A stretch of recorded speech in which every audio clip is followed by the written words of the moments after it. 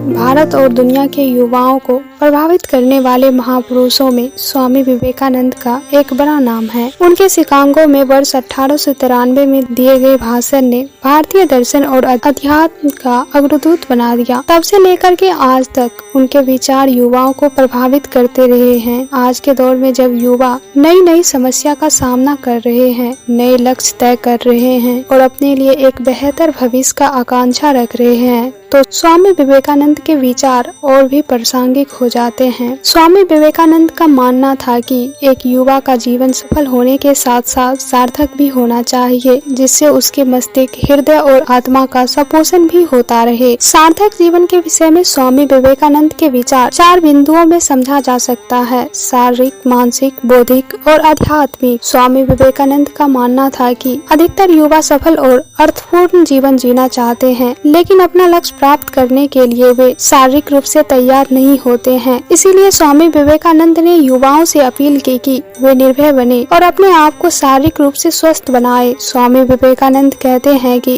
किसी भी तरीके का भय न करें, निर्भय बने। स्वामी विवेकानंद कहते हैं, सारी शक्ति तुम्हारे अंदर है, कभी भी यह मत सोचो कि तुम कमजोर हो। उठो, जागो और तब तक न रुको जब तक कि लक्ष्य प्राप्त न हो जाए। स्वामी विवेकानंद मानसिक रूप से मजबूत होने की भी बात करते थे। गीता के साथ साथ फुटबॉल खेलने को भी उतना ही महत्वपूर्ण मानते थे। स्वामी विवेकानंद ने कहा, शक्ति ही जीवन है, कमजोरी मृत्यु है और कोई भी व्यक्ति तब तक भौतिक सुख सुविधा नहीं ले सकता जब तक कि वह ताकतवर नहीं हो जाता। स्वामी विवेकानंद चाहते थे कि युवा अधिक से अधिक संख्या में सामाजिक गतिविधियों में शामिल हो, जिससे कि न केवल समाज बेहतर बनेगी बल्कि इससे व्यक्तिगत विकास भी होगा। स्वामी विवेकानंद समाज सेवा का साथ आध्यात्मिकता को भी जोड़ा और मनुष्य में मौजूद ईश्वर की सेवा करने की बात कही। स्वामी विवेकानंद के अनुसार समाज सेवा से चित्त शुद्धि होती है। स्वामी विवेकानंद ने समाज के सबसे कमजोर तबके के लोगों की सेवा करके एक नए समाज के निर्माण की बात कही।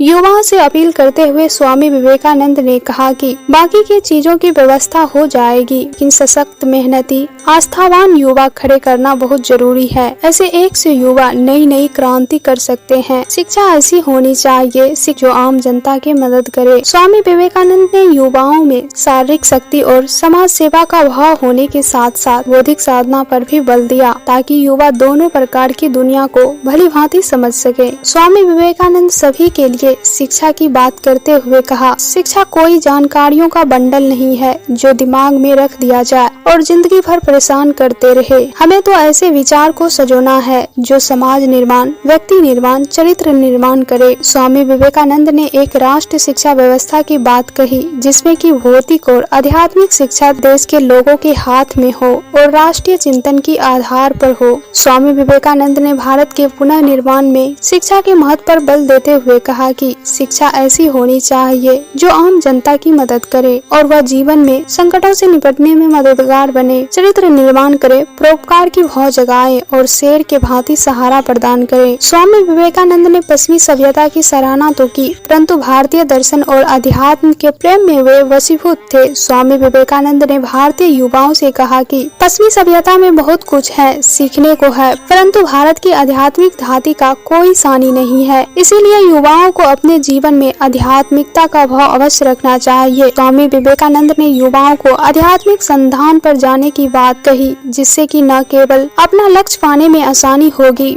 बल्कि युवा जीवन के महत्तम लक्ष्य बना सके। स्वामी विवेकानंद ने साफ साफ कहा कि जीवन बहुत छोटा है लेकिन आत्मा अजर अमर है, इसीलिए अपने जीवन को एक बड़े लक्ष्य प्राप्ति में लगा दो। एक बार जीवन की कठिनाइयों पर भाषण देते हुए स्वामी विवेकानंद ने कहा, त्याग और सेवा के आदर्शों राष्ट्रीय स्तर पर स्थापित करना चाहिए, जिससे ये युवाओं के जीवन के अभिन्न हिस्सा बन सके। स्वामी विवेकानंद ने 4 क्षेत्रों में युवाओं के संधान करने के लिए कहा।